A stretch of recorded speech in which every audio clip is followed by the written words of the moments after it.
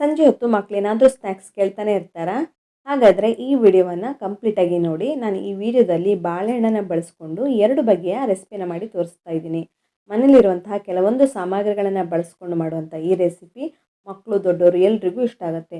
ಬನ್ನಿ ಇದನ್ನು ಹೇಗೆ ಮಾಡ್ಕೊಳ್ಳೋದು, ಹಾಗೇನೆಲ್ಲ ಸಾಮಗ್ರಿ ಬೇಕು ಅಂತ ನೋಡೋಣ. ಹಲೋ ಫ್ರೆಂಡ್ಸ್, ನಮಸ್ತೆ. ಶ್ರೀ ಮ್ಯಾಜಿಕ್ ಕಿಚನ್ಗೆ ಸುಸ್ವಾಗತ.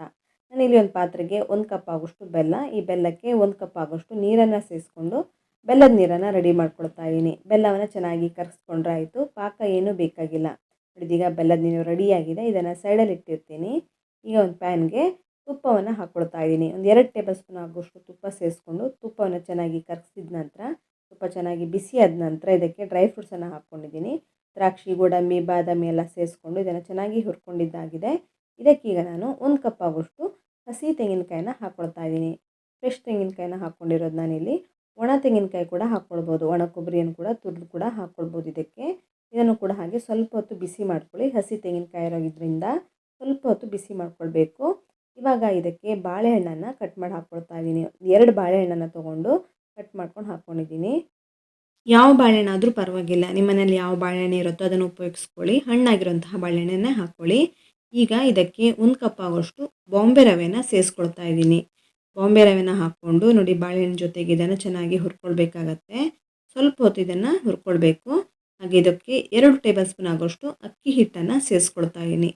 ಬೈಂಡಿಂಗ್ಗೋಸ್ಕರ ಇದನ್ನು ಸೇರಿಸ್ಕೊಂಡಿರೋದು. ಅಕ್ಕಿ ಹಿಟ್ಟನ್ನು ಹಾಕ್ಬಿಟ್ಟು ಕೂಡ ಅದನ್ನು ಸ್ವಲ್ಪ ಹೊತ್ತು ಬಿಸಿ ಮಾಡ್ಕೊಳ್ಳಿ. ಇಷ್ಟನ್ನು ಸ್ವಲ್ಪ ಚೆನ್ನಾಗಿ ಬಿಸಿ ಮಾಡ್ಕೊಂಡ ನಂತರ ಇದಕ್ಕೆ ರುಚಿಗೆ ತಕ್ಕಷ್ಟು ಉಪ್ಪನ್ನು ಹಾಕ್ಕೊಂಡಿದ್ದೀನಿ. ಒಂದು ಅರ್ಧ ಟೇಬಲ್ ಸ್ಪೂನ್ ಆಗೋಷ್ಟು ಉಪ್ಪನ್ನು ಸೇರಿಸ್ಕೊಳ್ಳಿ.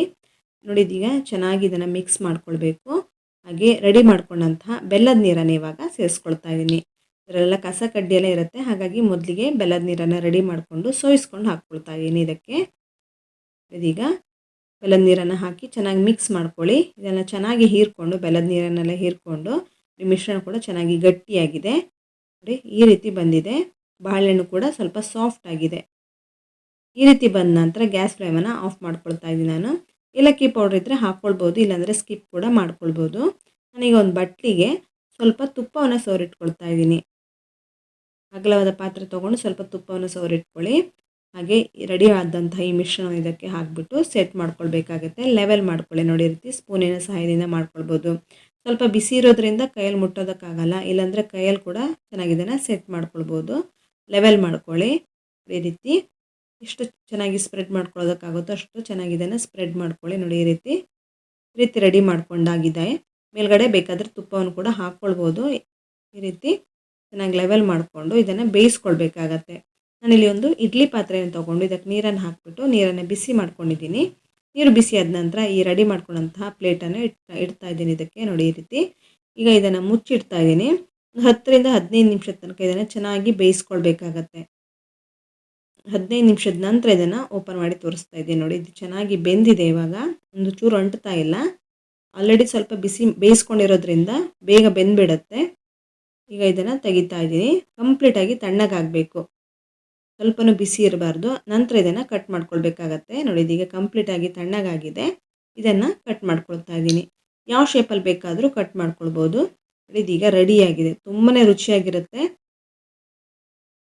ಸ್ನ್ಯಾಕ್ಸ್ ಟೈಮ್ಗೆಲ್ಲ ಇದನ್ನು ಮಾಡಿಕೊಡ್ಬೋದು. ಈವ್ನಿಂಗ್ ಟೈಮ್ಗೆಲ್ಲ ತುಂಬಾ ರುಚಿಯಾಗಿರುತ್ತೆ. ಬೇರೆ ಎಲ್ಲ ತಿಂಡಿ ತಂದು ಕೊಡೋದಕ್ಕಿಂತ ಈ ರೀತಿ ಆರೋಗ್ಯಕರವಾದಂತಹ ಬಾಳೆಹಣ್ಣಿನ ಈ ಸಿಹಿಯನ್ನು ಮಾಡಿಕೊಟ್ರೆ, ಸ್ನ್ಯಾಕ್ಸನ್ನು ಮಾಡಿಕೊಟ್ರೆ ಮಕ್ಕಳಂತೂ ತುಂಬ ಇಷ್ಟಪಟ್ಟು ತಿಂತಾರೆ. ಇದೊಂದು ಬಗೆಯ ಬಾಳೆಹಣ್ಣಿನ ರೆಸಿಪಿ ನೋಡಿದ್ರಲ್ಲ. ಈಗ ಇನ್ನೊಂದು ರೀತಿಯ ಅದ್ಭುತವಾದ ಬಾಳೆಹಣ್ಣಿನ ಸ್ನ್ಯಾಕ್ಸನ್ನು ಮಾಡಿ ತೋರಿಸ್ತಾ ಇದ್ದೀನಿ. ಇದಕ್ಕೂ ಕೂಡ ಹಾಗೆ ನಾನು ಬಾಳೆಹಣ್ಣನ್ನು ಬಳಸಿದ್ದೀನಿ. ನಾನು ನೋಡಿ, ಈ ರೀತಿ ಬಾಳೆಹಣ್ಣನ್ನು ಉಪಯೋಗಿಸಿದ್ದೀನಿ. ಚಿಕ್ಕ ಬಾಳೆಹಣ್ಣನ್ನು ಕೂಡ ಉಪಯೋಗಿಸ್ಕೊಳ್ಬೋದು. ಅದನ್ನು ಕಟ್ ಮಾಡಿ ಇಟ್ಕೊಳ್ಳಿ. ಈಗ ಇದಕ್ಕೂ ಹಾಗೆ ಪ್ಯಾನ್ಗೆ ತುಪ್ಪವನ್ನು ಹಾಕ್ಕೊಂಡು, ತುಪ್ಪ ಬಿಸಿಯಾದ ನಂತರ ಇದಕ್ಕೆ ಡ್ರೈ ಫ್ರೂಟ್ಸನ್ನು ಹಾಕ್ಕೊಳ್ಬೇಕಾಗತ್ತೆ. ತುಪ್ಪ ಒಂದು 2 ಟೇಬಲ್ ಸ್ಪೂನ್ ಆಗೋಷ್ಟು ತುಪ್ಪ ಹಾಕ್ಕೊಳ್ಳಿ.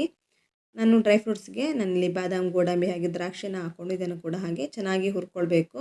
ಇದು ಚೆನ್ನಾಗಿ ಹುರ್ಕೊಂಡಿದ್ದಾದ ನಂತರ ಉಳಿದಂತಹ ಸಾಮಗ್ರಿಗಳನ್ನು ಹಾಕ್ಕೊಳ್ಬೋದು. ಮೊದಲಿಗೆ ಬೇರೆ ಸಾಮಗ್ರಿ ಎಲ್ಲ ಹಾಕ್ಕೊಳ್ಳೋದಕ್ಕೆ ಹೋಗಬೇಡಿ, ಚೆನ್ನಾಗಿ ಹುರ್ಕೊಳ್ಬೇಕಾಗತ್ತೆ. ಅದನ್ನು ತೆಗೆದಿಡ್ತಾ ಇದ್ದೀನಿ ಡ್ರೈ ಫ್ರೂಟ್ಸನ್ನು. ಇದಕ್ಕೆ ಕಾಯಿಯನ್ನು ಸೇರಿಸ್ಕೊಳ್ತಾ ಇದ್ದೀನಿ. ಹಸಿ ತೆಂಗಿನಕಾಯಿ ತುರಿಯನ್ನು ಇದಕ್ಕೆ ಸೇರಿಸ್ಕೊಂಡು ಸ್ವಲ್ಪ ಹೊತ್ತು ಇದನ್ನು ಬಿಸಿ ಮಾಡ್ಕೊಳ್ಬೇಕು. ಈ ರೀತಿ ಚೆನ್ನಾಗಿ ಇದನ್ನು ಬಿಸಿ ಮಾಡ್ಕೊಳ್ಳಿ. ಒಂದು 2 ನಿಮಿಷದ ತನಕ ಚೆನ್ನಾಗಿ ಹುರ್ಕೊಳ್ಳಿ. ಸ್ವಲ್ಪ ಡ್ರೈ ಆಗಬೇಕು. ಹಸಿ ತೆಂಗಿನಕಾಯಿ ಇಲ್ಲ ಅಂದರೆ ಒಣ ತೆಂಗಿನಕಾಯಿಯನ್ನು ಕೂಡ ಬಳಸ್ಬೋದು. ಒಣ ಕೊಬ್ಬರಿ ಇದೆ, ಅದನ್ನು ಕೂಡ ತುರಿದು ಹಾಕ್ಕೊಳ್ಬೋದು. ಇದಕ್ಕೆ ನಾನು ಬೆಲ್ಲವನ್ನು ಸೇರಿಸ್ಕೊಳ್ತಾ ಇದ್ದೀನಿ. ಒಂದು 4ರಿಂದ 5 ಟೇಬಲ್ ಸ್ಪೂನ್ ಆಗೋಷ್ಟು ಬೆಲ್ಲ ಸೇರಿಸ್ಕೊಳ್ಳಿ. 1/4 ಕಪ್ ಆಗೋಷ್ಟು ಬೆಲ್ಲ ಹಾಕ್ಕೊಂಡ್ರೆ ಸಾಕು. ಜಾಸ್ತಿ ಸಿಹಿ ಬೇಕನ್ನೋರಾದರೆ ಇನ್ನೊಂದು ಸ್ವಲ್ಪ ಬೆಲ್ಲವನ್ನು ಸೇರಿಸ್ಕೊಳ್ಬೋದು. ಇದನ್ನು ಚೆನ್ನಾಗಿ ಮಿಕ್ಸ್ ಮಾಡ್ಕೊಳ್ಳಿ. ನೋಡಿ ಇದೀಗ ಬೆಲ್ಲ ಸ್ವಲ್ಪ ಕರಗ್ತಾ ಇದೆ. ಸ್ವಲ್ಪ ಬೆಲ್ಲ ಚೆನ್ನಾಗಿ ಕರಗಿದ ನಂತರ ಉಳಿದಂತಹ ಸಾಮಗ್ರಿಯನ್ನು ಸೇರಿಸ್ಕೊಳ್ತಾ ಇದ್ದೀನಿ ನಾನಿಲ್ಲಿ. ಬಾಳೆಹಣ್ಣನ್ನು ತೋರಿಸಿದ್ನಲ್ಲ, 2 ಬಾಳೆಹಣ್ಣನ್ನು ಕಟ್ ಮಾಡಿದ್ದಕ್ಕೆ ಹಾಕ್ಕೊಳ್ತಾ ಇದ್ದೀನಿ. ಬಾಳೆಹಣ್ಣು ಹಾಕ್ಕೊಂಡು ಚೆನ್ನಾಗಿ ಮಿಕ್ಸ್ ಮಾಡ್ಕೊಳ್ಳಿ. ಬಾಳೆಹಣ್ಣು ಸ್ವಲ್ಪ ಸಾಫ್ಟ್ ಆಗಬೇಕು. ಈ ರೀತಿ ಮಿಕ್ಸ್ ಮಾಡ್ಕೊಳ್ತಾ ಇದ್ದಾಗೆ ಬಾಳೆಹಣ್ಣು ಬಿಸಿಯಲ್ಲಿ ಸ್ವಲ್ಪ ಸಾಫ್ಟ್ ಆಗುತ್ತೆ. ನೋಡಿ ಇದೀಗ ಚೆನ್ನಾಗಿ ಮಿಕ್ಸ್ ಮಾಡ್ಕೊಳ್ತಾ ಇದ್ದೀನಿ. ಕ್ವಿಕ್ಕಾಗಿ ಏನಾದರೂ ಸ್ನ್ಯಾಕ್ಸ್ ತಿನ್ನಬೇಕಂತ ಅನಿಸಿದ್ರೆ ಈ ಥರ ಒಂದು ಸ್ನ್ಯಾಕ್ಸನ್ನು ಮಾಡಿಕೊಡಿ. ಮಕ್ಕಳಂತೂ ತುಂಬಾ ಇಷ್ಟಪಡ್ತಾರೆ. ಹೆಚ್ಚು ಸಮಯ ಕೂಡ ಬೇಕಾಗಿಲ್ಲ, ಹಾಗೆ ಸಾಮಗ್ರಿನೂ ಕಡಿಮೆ ಸಾಮಗ್ರಿಯಲ್ಲಿ ಮಾಡ್ಕೊಳ್ಬೋದು ಇದನ್ನು. ಇಲ್ಲಿ ಬಾಳೆಹಣ್ಣು ಸ್ವಲ್ಪ ಸಾಫ್ಟ್ ಆಗಿದೆ. ಇದಕ್ಕೆ 1/4 ಕಪ್ ಆಗೋಷ್ಟು ಅವಲಕ್ಕಿಯನ್ನು ಹಾಕ್ಕೊಳ್ತಾ ಇದ್ದೀನಿ. ಪೇಪರ್ ಅವಲಕ್ಕಿನೇ ಬಳಸ್ಕೊಳ್ಳಿ. 1/4 ಕಪ್ ಆಗೋಷ್ಟು ಅವಲಕ್ಕಿಯನ್ನು ಹಾಕಿಬಿಟ್ಟು ಇದಕ್ಕೆ ಚೆನ್ನಾಗಿ ಮಿಕ್ಸ್ ಮಾಡ್ಕೊಳ್ಳಿ. ಅವಲಕ್ಕಿ ಕೂಡಲೇ ಸಾಫ್ಟ್ ಆಗಿಬಿಡುತ್ತೆ, ಯಾಕೆಂದರೆ ಪೇಪರ್ ಅವಲಕ್ಕಿ ಆಗಿರೋದ್ರಿಂದ ಕೂಡಲೇ ಇದು ಸಾಫ್ಟ್ ಆಗಿಬಿಡುತ್ತೆ. ಇದನ್ನು ಚೆನ್ನಾಗಿ ಮಿಕ್ಸ್ ಮಾಡಿಕೊಂಡು ಇದಕ್ಕೆ ಚಿಟಿಕೆ ಆಗೋಷ್ಟು ಉಪ್ಪನ್ನು ಸೇರಿಸ್ಕೊಳ್ತಾ ಇದ್ದೀನಿ. ಉಪ್ಪು ರುಚಿಗಷ್ಟು ಹಾಕ್ಕೊಳ್ಳಿ, ಜಾಸ್ತಿ ಏನು ಹಾಕ್ಕೊಳ್ಳೋದಕ್ಕೂ ಬೇಡ. ಸಿಹಿ ಆಗಿರೋದ್ರಿಂದ ಸ್ವಲ್ಪ ಉಪ್ಪನ್ನು ಸೇರಿಸ್ಕೊಂಡು ಮಿಕ್ಸ್ ಮಾಡಿಕೊಂಡು ಇವಾಗ ರೆಡಿ ಮಾಡ್ಕೊಂಡಂತಹ ಡ್ರೈ ಫ್ರೂಟ್ಸನ್ನು ಹಾಕ್ಕೊಳ್ತಾ ಇದ್ದೀನಿ. ಹುರಿದಿಟ್ಕೊಂಡಿದ್ದೀನಲ್ಲ, ಆ ಡ್ರೈ ಫ್ರೂಟ್ಸನ್ನು ಇದಕ್ಕೆ ಹಾಕ್ಬಿಟ್ಟು ಮಿಕ್ಸ್ ಮಾಡ್ಕೊಳ್ತಾ ಇದ್ದೀನಿ. ಏಲಕ್ಕಿ ಪೌಡ್ರ್ ಬೇಕಾದರೂ ಹಾಕ್ಕೊಳ್ಬೋದು, ಫ್ಲೇವರ್ಗೆ ಇದ್ದರೆ ಹಾಕ್ಕೊಳ್ಳಿ ಏಲಕ್ಕಿ ಪೌಡ್ರ್, ಇಲ್ಲಾಂದರೆ ಅದನ್ನು ಕೂಡ ಸ್ಕಿಪ್ ಮಾಡ್ಕೊಳ್ಬೋದು. ನೋಡಿ ಇದೀಗ ಕಂಪ್ಲೀಟಾಗಿ ಸಾಫ್ಟ್ ಆಗಿದೆ. ಅವಲಕ್ಕಿ ಹಾಕ್ಕೊಂಡಿರೋದೇ ಕಾಣಿಸ್ತಾ ಇಲ್ಲ. ನಾನಿಲ್ಲಿ ಚಿಟಿಕೆ ಆಗೋಷ್ಟು ಏಲಕ್ಕಿ ಪೌಡ್ರನ್ನು ಹಾಕ್ಕೊಂಡಿದ್ದೀನಿ ಫ್ಲೇವರ್ಗೋಸ್ಕರ. ಇದೀಗ ರೆಡಿಯಾಗಿದೆ ಈ ಮಿಶ್ರಣ ಅನ್ನೋದು. ಇದನ್ನೀಗ ಉಂಡೆಗಳನ್ನಾಗಿ ಮಾಡ್ಕೊಳ್ತಾ ಇದ್ದೀನಿ. ಸ್ವಲ್ಪ ತಣ್ಣಗಾದ ನಂತರ ಉಂಡೆಗಳನ್ನಾಗಿ ಮಾಡ್ಕೊಳ್ಳಿ. ತುಂಬ ಬಿಸಿ ಇರುವಾಗ ಉಂಡೆ ಕಟ್ಕೊಳ್ಳೋದಕ್ಕಾಗಲ್ಲ. ಸ್ವಲ್ಪ ತಣ್ಣಗಾದ ನಂತರ ಇದನ್ನು ಚಿಕ್ಕ ಚಿಕ್ಕ ಉಂಡೆಗಳನ್ನಾಗಿ ಮಾಡ್ಕೊಳ್ಳಿ.